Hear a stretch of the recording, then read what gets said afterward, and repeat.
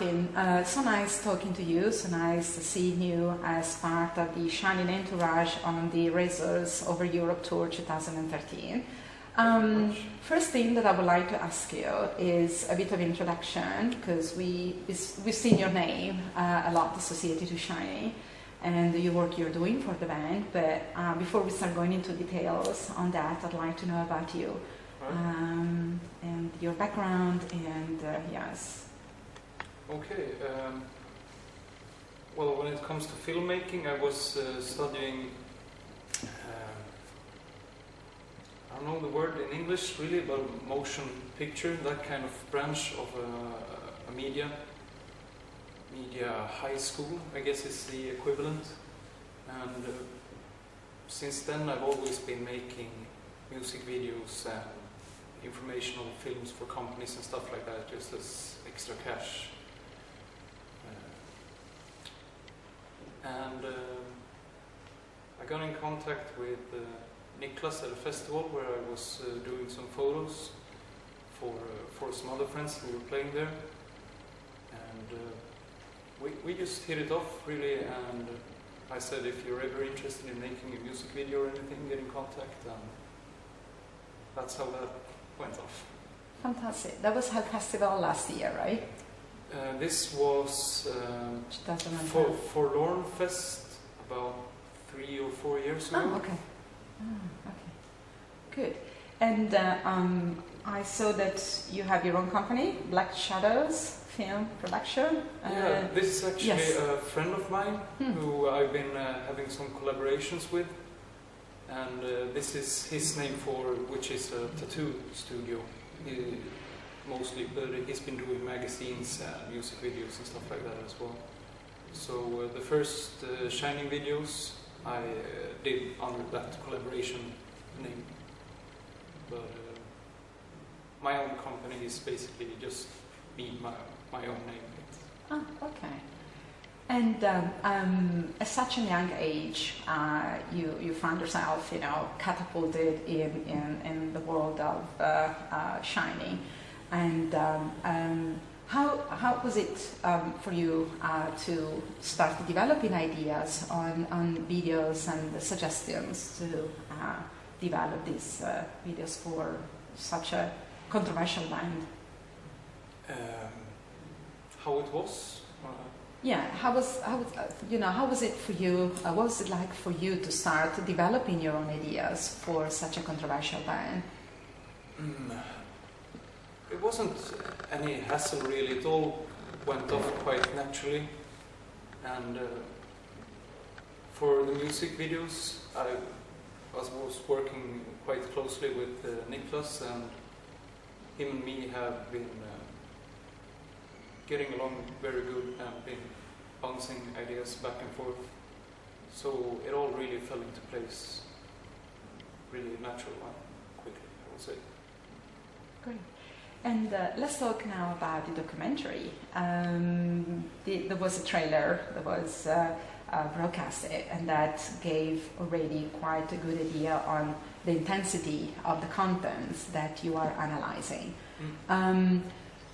How is it going? I know it can be quite a slow process because it's quite a substantial documentary that covers a lot of, the history of the band and also the impact that this band has on, so many social aspects. So, absolutely. How is the making going? It's coming along very good, I must say. I've been making really fruitful interviews for maybe a year now, here and there, and now tagging along for 3 weeks on this tour. It has been very good for the documentary, as to meet up with people from old labels that Shining has been involved with, also to get this kind of fly on the wall look into how the band members behave among themselves and how basically the Shining machinery goes about. Yes, and I know that you've been interviewing friends, family members related to the band. So what do you think was the hardest category to interview? I would have said I might have thought that family members would be harder because it's so intimate and personal, the things you talk about with them. But in the end, I think older band members have proven trickier because a lot of their personalities are such that they don't really feel comfortable in being video interviewed, and some are also hesitant to talk about certain things that have happened, but really in the end they have both worked out really fine. But I would say members of the band actually have been harder. Current members or previous members, because the Shiny lineup obviously has been evolving around Niklas. Yeah, and it's been quite an extensive list of past members. Yes. So now the current members I get along just fine with, and since I've come to work with them for quite some time now, we feel comfortable around each other, I would say. So there's been no hassle there really, but it's mostly people from the past who can be a bit trickier to logistically to meet up with and get the time to do everything, of course. But in the end, it's working out just fine. Good. And have you met so far people that were angry about Shiny, and you didn't feel very comfortable in analyzing anger? There hasn't been any discomfort really, but people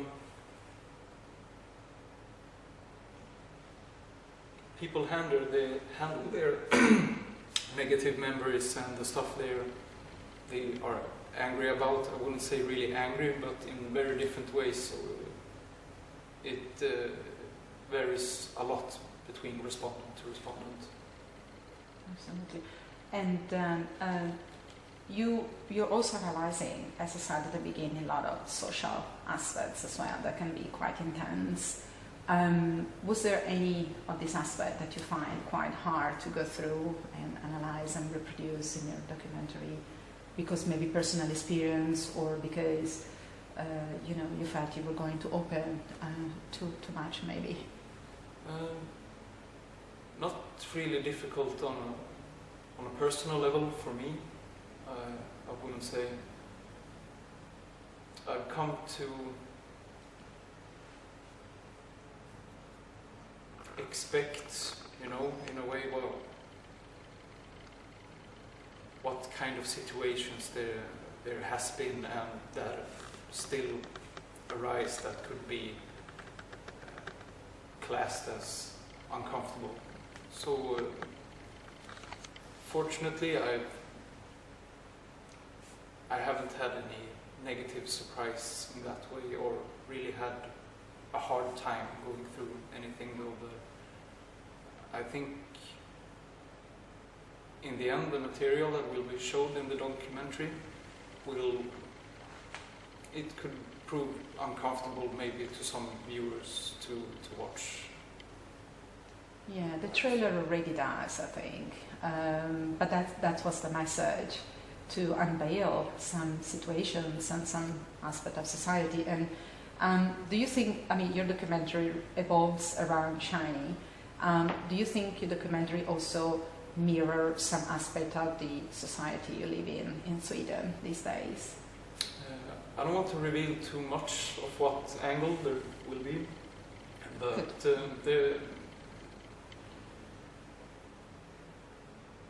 we could say, there is traces of the social aspects and the influences the band has had in a great way. Yeah, I don't know if society is the right word, though, but it will be a take on a greater perspective as well, as apart from the band and the members themselves. And do you think your documentary will also attract a lot of attacks from media and traditional ways of portraying society, let's call them like that? Perhaps. I don't know, really hard to say. I guess we'll have to see. Yes, and do we have a release date yet? Because there's so much anticipation in the air for this documentary. I think the trailer was very well explanatory, for what we can expect. So, yes, any release date we can... Nothing that is on a precise date, but it will be released in about a year, in the fall of next year. Very good. And so now, I mean, you collected footage from the tour, and well, before we continue, were there any places in the tour that it was easier for you to catch, you know, those moments rather than others? You mean in aspect to the places, locations themselves? Yes, and people, and hence the connection between the people and the location. No, I think it would all... I'd say it all been going smoothly, depending on the tour bus, backstage, on stage, and the free time in between in the city streets or whatever. It's been working out good, but there are certain things that happen within this band that happen so quickly, so a situation can turn from this to that to in a matter of seconds. And even though I'm walking there with my camera and the mic and everything ready, just sometimes you don't really get to catch suddenly someone is lying beat out in the street or whatever. Things escalate quite quickly, and it's a hard environment to portray, really, but I think I've done a sufficient job so far on this too, so I feel quite happy with how it's been going this far. Really looking forward to see the footage from the tour, really. And so now the tour is coming to an end with the UK dates. So how are you planning to continuing working on this documentary in the new year?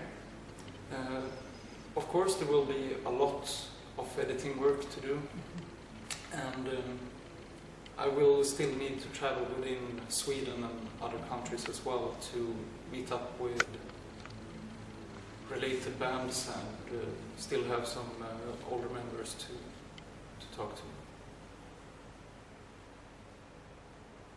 Yeah, sounds a very, very interesting project. Really, I'm really looking forward to seeing it.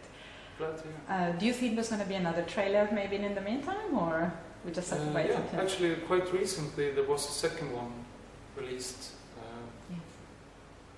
A bit more teaser-like than the previous one, just to get a little glimpse of what kind of material we will get.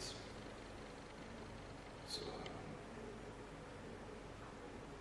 that one was mostly pictures of photo albums and some interviews with the people from Carpathian Forest, among others. I love that. Good. And as you know, as a person, have you ever set aside your camera during the tour and enjoy shining just for the show, or you always had your documentary in mind? Not for the shows, no. But of course, there's been times when we just go and have a beer or hang out or whatever as a group without it being filmed, of course. So this has been a positive experience for you, obviously, and you enjoyed it. Yeah, absolutely. I get along very good with the guys, and also the support band. I would say especially Stervhouse has been really good guys. It's been a good couple of weeks. Fantastic, good. Well, Martin, I'm very pleased with the interview. Anything else you would like to add for the people that will know more about the documentary and about yourself? I think we got through it all. What's your next project after this?